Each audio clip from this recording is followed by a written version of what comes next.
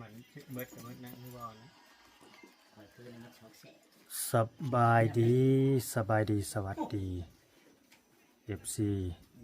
อยากแพงเบิร์ดสุขุสุคนเนาะเบิร์ดสมองสุบอลยังไงตอนนี้ก็ยังอยู่ในเทียงเด้อเนาะพอดีว่ามีทางสองหนุ่มเพิ่นบุกมาฮอดเทียงมานี่เพิ่นบุกมาฮอดเทียงมาหาน้องโอบอกมาแจ้งข่าวดีบอกเลยว่าสิมาไทยหน้าซอยบ่าวลาวอันนี้ก็ดีเนาะคอยก็อยากเบิ่งอยู่ได้มื้ย่านมาไทยหน้าซอยบ่าวลาวอยู่แต่หน้าเบิ่งมื้อนี้น่ะยังเห็นมาเจอแต่หน้าเคือสิคุ้มอยู่บ่เฮ้ยสิคุ้มอยู่ว่ารถน่ะมันเตะอันเก่าแจ้คันหน้าเป็นสิเฮ็ดแนวใดอีกรถเตะเก่าแจ้คันหน้าพอแห้งอีกแล้วเนาะคนบ่เคยจับรถไถซ้ำให้น้องโอนสอนให้ก็ได้ไปอยู่บ้านเดียวกันยังบ่เคยเห็นมาเจอครับรถไถเคือน้องโอให้น้องโอสอนให้ก็ได้เนาะสบายดีสบายดีบ่าวเวียง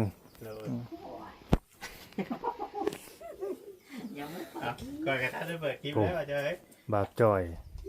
สิมาไทยหน้าซอยบ่าวลาวว่าซั่นแม่นบ่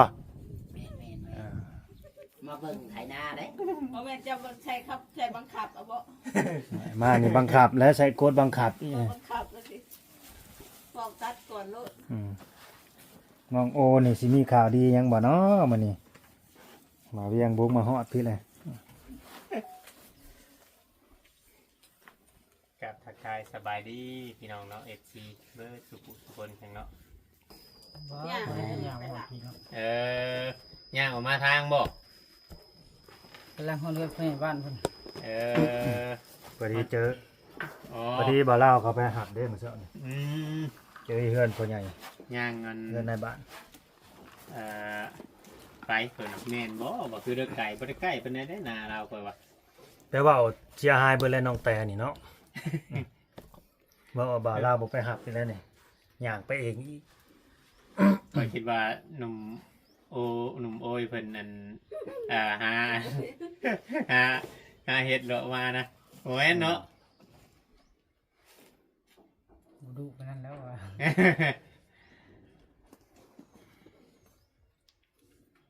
เพียงหาก็ได้จังให้บาทเขา3เหลือให้เดียวได้เหลือให้1บาทนี่น่ะเร็วอยู่หรอกจ้าเหลือให้เดียวยังบ่หาโอ้ยนั่น3ให้น่ะยังบ่ได้ขาดบ่การบ่ถึงปานใดดอกเนาะบ่นั่นปานใดขาดอันที่ไทยนี่มันถึงมื้อนั้นน่ะมาไทยพุทธไอ้หญ้าตายอยู่บ่บัดนี้คือว่าหากระไทยบาง1นี่กำลังหมาดบ่ตายมาพอมันบ่มีหญ้าเลยหญ้าบ่ค่อยมีหญ้านาหากระดุดปีกานี่เนาะหญ้ากับหญ้าคานี่บ่มีหญ้านะนาเพิ่นหากระดุดไม้ปีกานี่ได้หญ้ายังบ่ชาติหลายปานใดว่างเขายังบ่มีหยังจักสิทีเดียว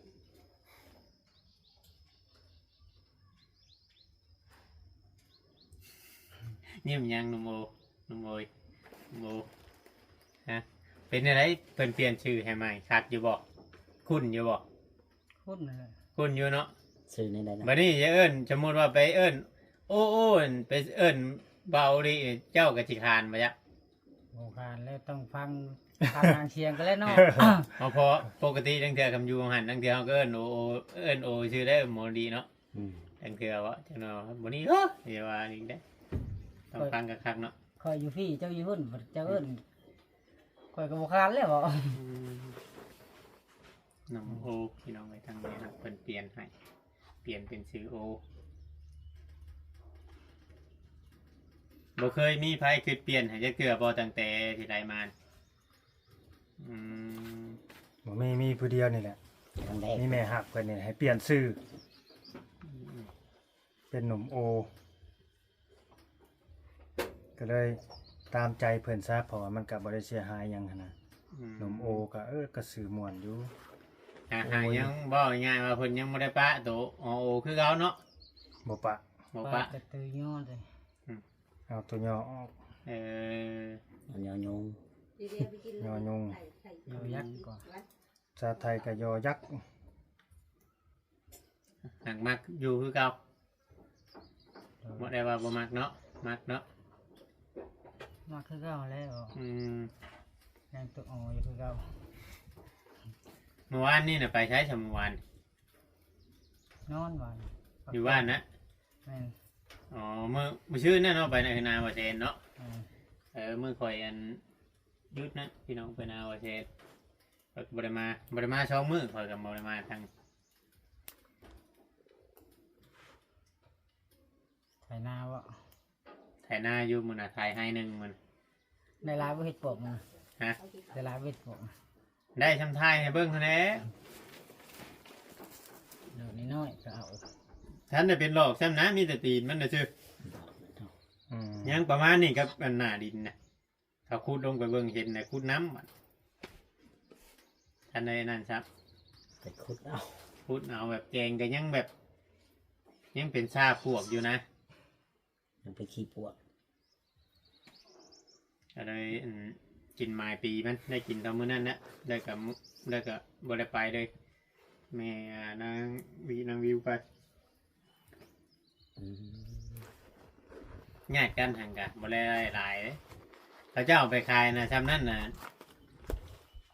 ชี้หาแชนคนได้มือนั้น พูดเหมือนกันอีกก็เขากินเห็ดปวกนะโลเท่าไรก็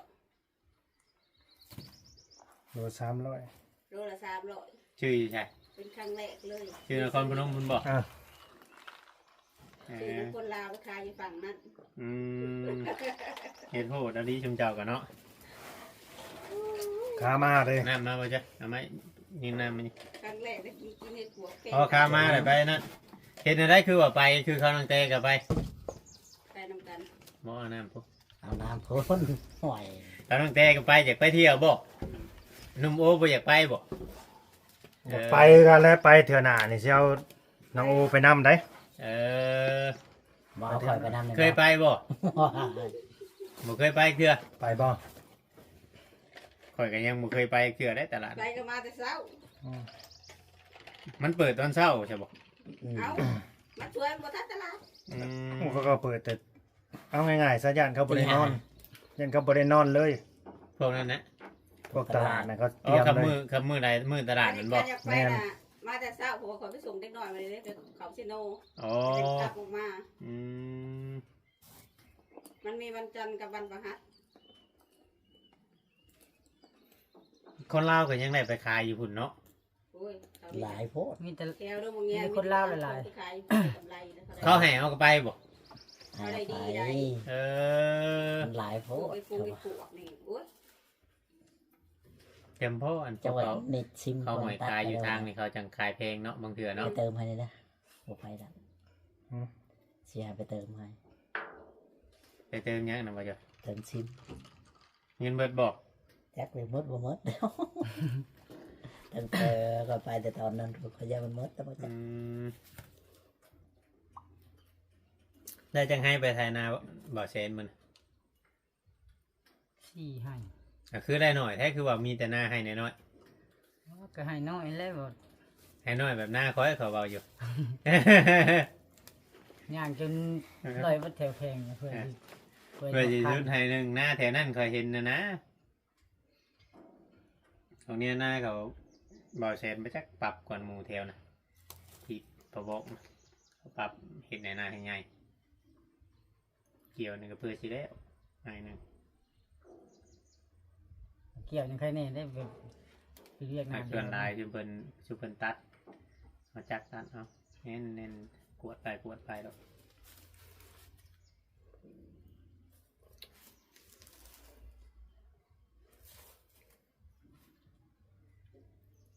เอาบัดเงียบกับเงียบพร้อมกันบ่ ว้าวทำไม หรือว่าเบิ้นเฮงไทยหน้าได้บ่ บ่ลาว้าวทำไม เมื่อยได้บ่เมื่อยเบิ้นเฮงไทยหน้าได้บ่เจ้ากะบ้านบ่คือว่าให้เมียบ้านอย่างเดียวบ่ล่ะ เมียว่า เมียบ้านเจ้าบ้านบ่เป็นบ่ หืม เออพอยบ่มั่นใจได้ให้เมียบ้าน ให้เขาหวานเองลูก เมียบ้านย่านมันบ่ออกย่านออกบ่ยุ่มมายิ้มหั้นนะต้องหวานเอง อืม เป็นกล้าเป็นหยังคือกันบ่เคยให้เมียบ้านนะ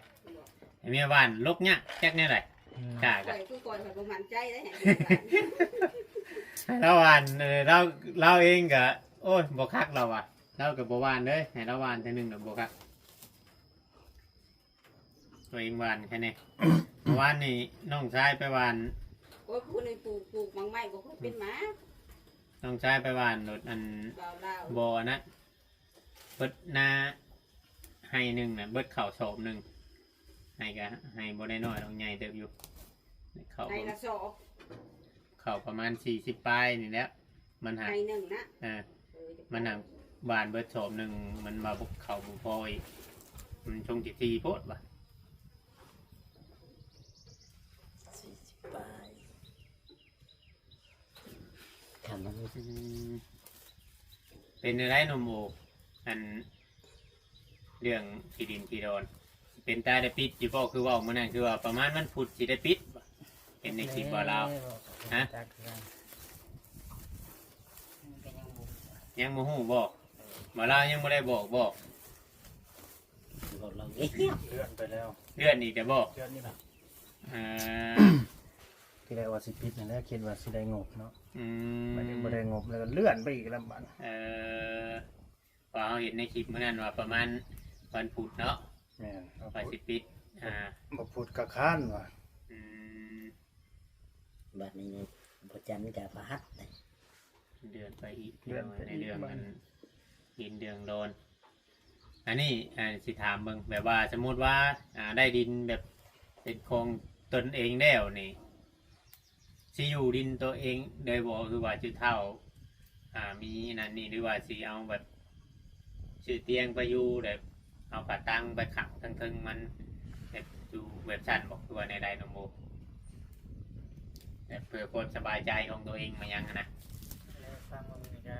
แบบอยู่นั่นเขาเจ้าก็แม่นอยู่นักแม่นอยู่ว่าน้องตัวเองก็เกิดหยังก็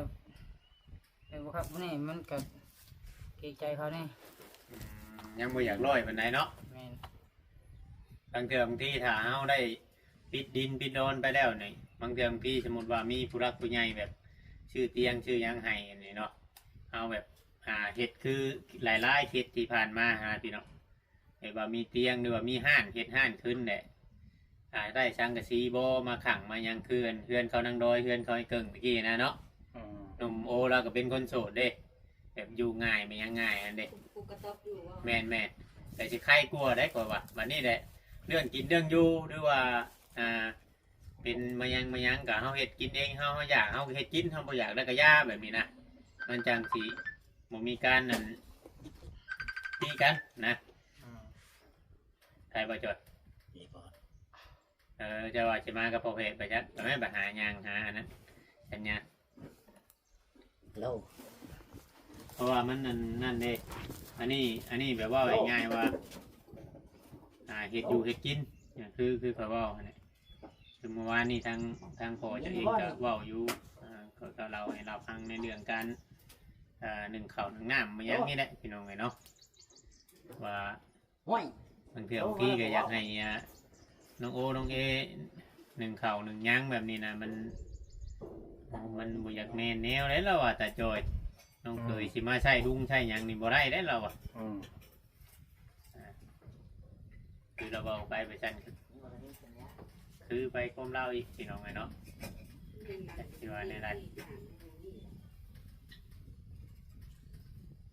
ไก่สิแล้ว เจ้าก็หนึ่งนี่บอกเขาน้ำอยู่น้ำเขาเปลี่ยนกันบอกคือว่าในไร หนึ่งเรื่องหนึ่งนะแบบมาแต่เรียกไม่เมื่อยเลยไป ที่ท่านที่นี่แล้วกันเขาอยู่เอื้อนนะแบบผมเห็นว่าใช่น้องดอกเขาอยู่เอื้อนอยู่ชื่อประเทศพิจัง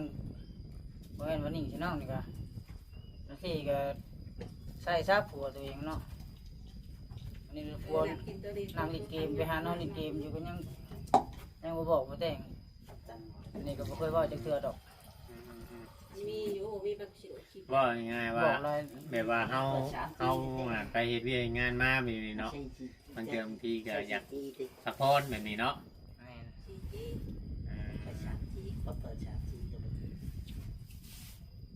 นะมีแต่ว่าเอาไปแบบนี้พี่น้องอีกทีคำสิว่าไปหลาย จำสิเว่าอันนั้นดังนั้นมันสิเกิดลามหาขึ้นมาอีก มีไป พอเวียงที่อยากดีกเลี่ยงแท้ๆอะไรกับลามหาตั้งแต่มันเป็นเรื่องมื้อนั้นมาแต่วันนี้แหละก็เลยอัน อย่าเลย มีแต่ว่า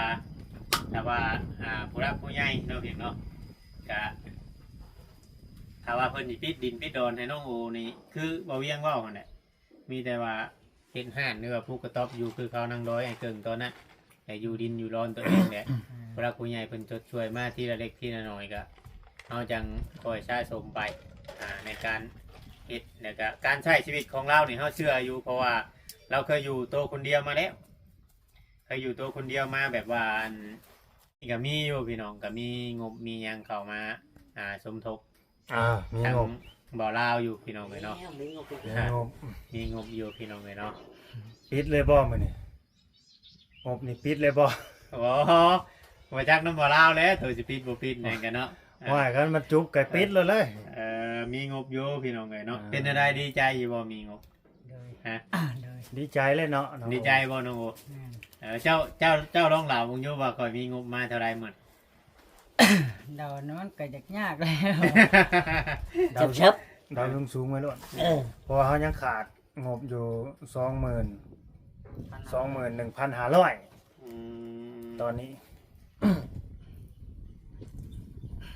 เดี๋ยวพอดีก็เลยบ่จักเนาะ21,500บ่จัก จะว่าเป๊ะเลยไปยังเนาะ เออ เอ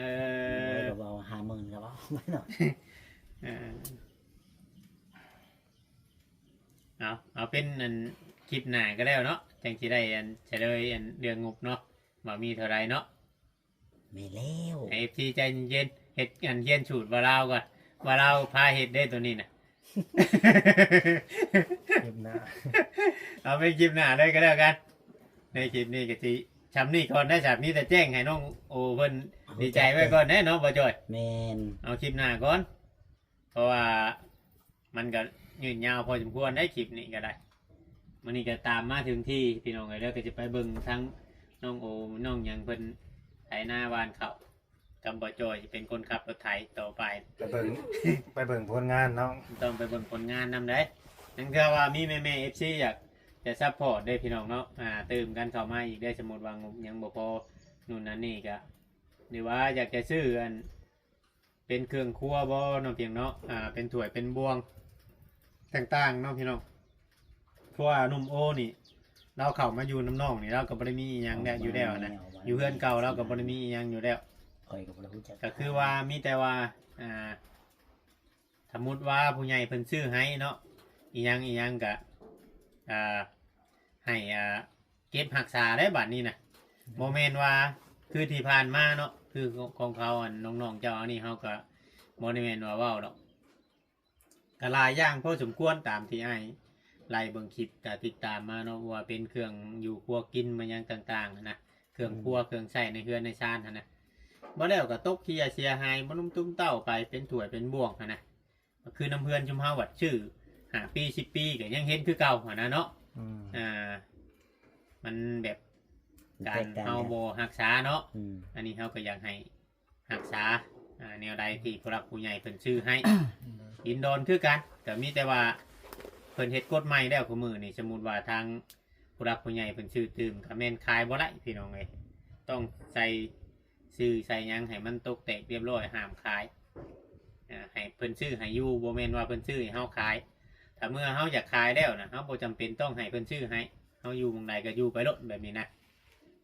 มีแต่ว่าเอาไปแบบนั้นแหละพี่น้องเนาะติดตามในคลิปต่อไปพี่น้องเอ้ยเนาะบ่เวียงสิจบคลิปเด้มาจ่อยคลิปนี่ แมน เนาะ ครบคือกันอะไร มีแต่ว่าฝากน้ำ FC กดไลค์กดแชร์หน่อยเด้อพี่น้องเอ้ยเนาะอย่างไรก็จะเดินคลิปต่อไปคลิปนี้สบายดีหนุ่มโอ สวัสดีสวัสดี จบแล้วบ่ จบแล้ว เออ บอกเรายังไม่ได้จบได้สิต่ออีกว่า ยังบ่ได้จบแล้วให้บ่ฮอดเวลาต่อจังน้อยก่อน ต่อเลย กำลังลุ้นเนาะให้ลุ้นอีกคลิปต่อไปซะ โทรหาเขาบ่ติดบ่ สงสัยสิได้ปิดแล้วคันเนี้นี่อย่าได้ปิดอยู่งบซื้อดินในบ้านนี่กันครบมื้อนี้ อยู่ใช้ว่าจังได